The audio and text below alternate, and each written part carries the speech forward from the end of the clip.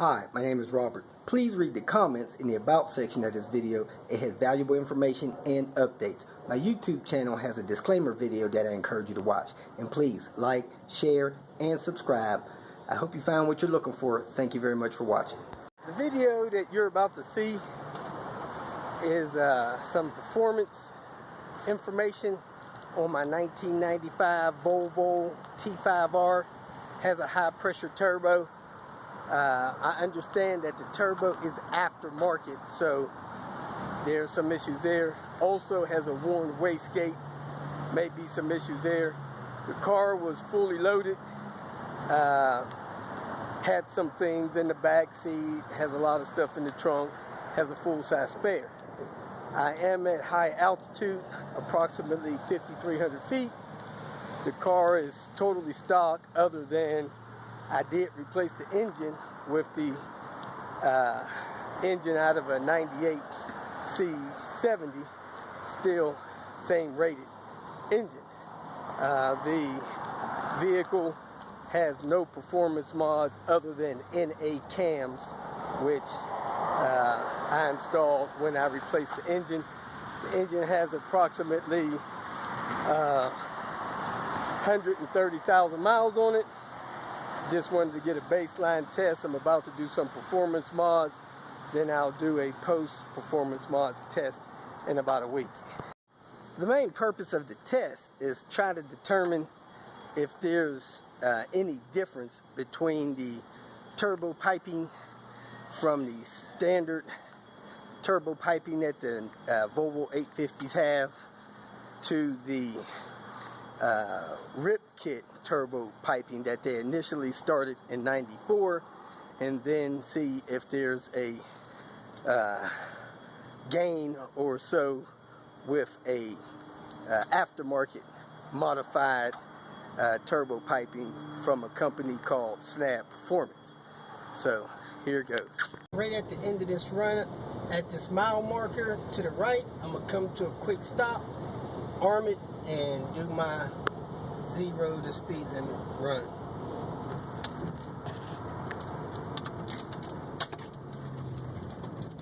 I go.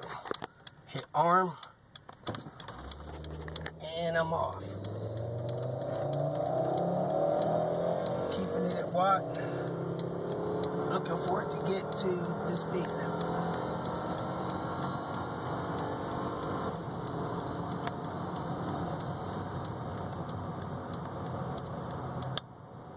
Save that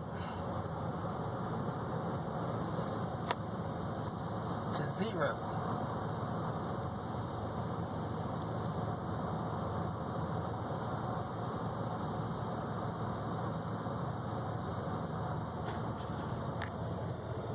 Okay, now I'm gonna get to another spot, set my cruise to 40, arm it, and do the second run. My cruise clicks up to 40. I'm gonna go ahead and do it. My cruise didn't kick in time. As soon as I get to the sign, I went on ahead and started it.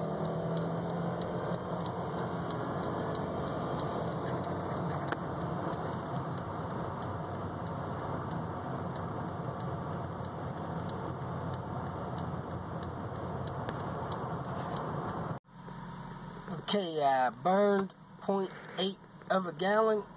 As you can see there, 0.78. Don't know why that went out of focus. And I'm either add that much fuel back or add that much weight back to the car. There's a couple of times that make a difference. As you can see, to 75 miles an hour took me 777 feet, 12.6 seconds. I'm going to crank this down to my 0 to 60 time, which basically is 9.2 seconds, so about 9 seconds. 9 seconds to get to 60.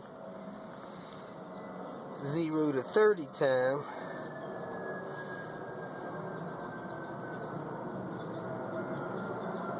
was, 3.8 seconds, and I was at what? Let's check the 40 to the speed limit. 40. Got up to 50, 1.8 seconds. Got up to 60. This is a rolling start. 3.6 seconds just to get from 40 to 60. And let's see what it was to 75. 75, 6.8 seconds, 573 feet. Let me record those numbers. Okay, now I'm going to put the OEM rip kit on. The one that was installed on the turbo cars in '94. And then run the test again tomorrow, same time, same altitude, same road, same weight, etc. See what those times are.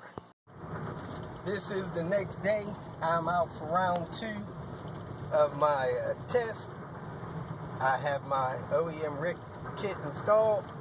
Seems like the temperature is 4 degrees lower, which I really can't control. I did not put fresh fuel in the car. I decided to add weight instead. I didn't want to change my type of fuel unexpectedly, so I'm going to the same spot I was at yesterday morning to do this test. Looks like I'm about 15 minutes behind the time I was yesterday. Me for horsepower numbers, so I got that dialed into the scan gauge. Let's see if I can get my RPMs up high enough to get a reading from that in second or third. Make sure it's clear and safe. Here I go.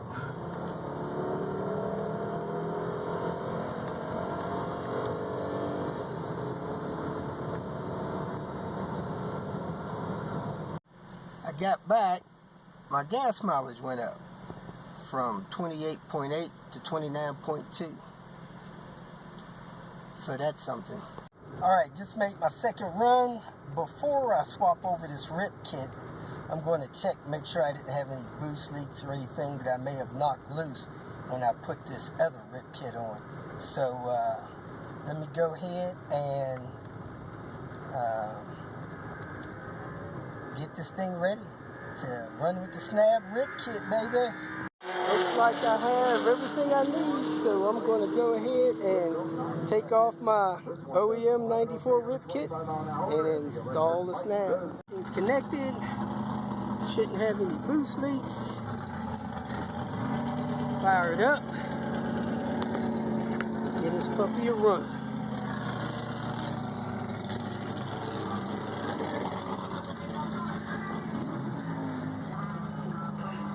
Everything feels tight. Here's my run with the OEM rip kit. As you can see, the quarter mile time was 17.3891 and the speed was 86.59. Had a slow reaction time, but that's it is what it is. The run was at 7:18 p.m. Here's my run with the snap rip kit on it. It was done at 9:05, so about an hour and 45 minutes difference. The time was 17.111 and the mile per hour was 87.7. So just a little bit better, 0.27 of a second. Every little bit helps. On my way out to do my final run for Queen Bee rip kit installation. The differences between the standard setup, the Volvo 94 setup, and the one I got from Snap Performance. Test might be a little bit off. I have a little more gas in the car.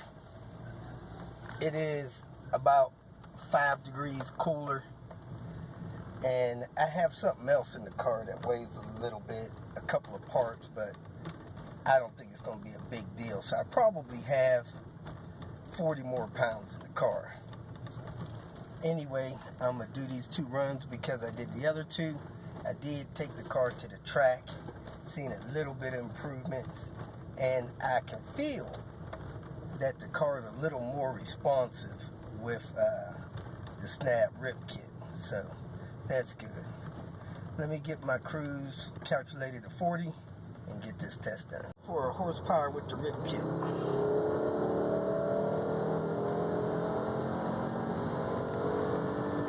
Same 271-ish. Here's the results that I got from my rip kit challenge. Stock piping, OEM piping, snap piping. Same from here. 1/8 of a mile times, 0 to the speed limit times, 40 to 50, 40 to 60, 40 to 75. These times were recorded with my scan gauge. Only thing that I'm aware of that's wrong with my car is the wastegate is sticking. So that may have some effect on this test, but I just did them one after the other after replacing the wastegate. As you can see, the 1/8 of a mile times, the speed was a little bit better with the snap rip kit, and the time was more than a half a second better with the standard rip kit, and that's the difference. When you go over here to from 0 to the speed limit on the rip kit, the speed was for the snap 76 miles an hour. I got there in 11.6 seconds, almost a whole second better than the other 2 setups. So I almost trimmed a second off of the speed limit time with the snap rip kit. So that piping is better, probably larger. The standard rip kit was just barely better than the OEM piping, but hey, 0.2 of a second is better than not any gain at all. And as Ricky Bobby says, if you're not first, you're last. So couple things, the 40 to 75 mile an hour time, didn't quite understand why that was different.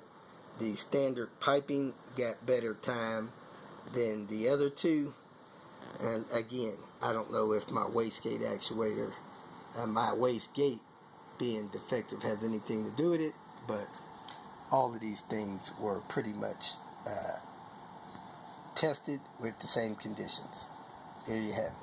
If you feel that this information was useful, please like it and share it with your social media friends. You can subscribe to my channel so that you will get notifications of future videos that I post. You can follow me on Twitter, and if you need to contact me directly, please visit my website. And if you have any questions, leave them below, and someone or myself will reply to them. Again, thank you very much for watching.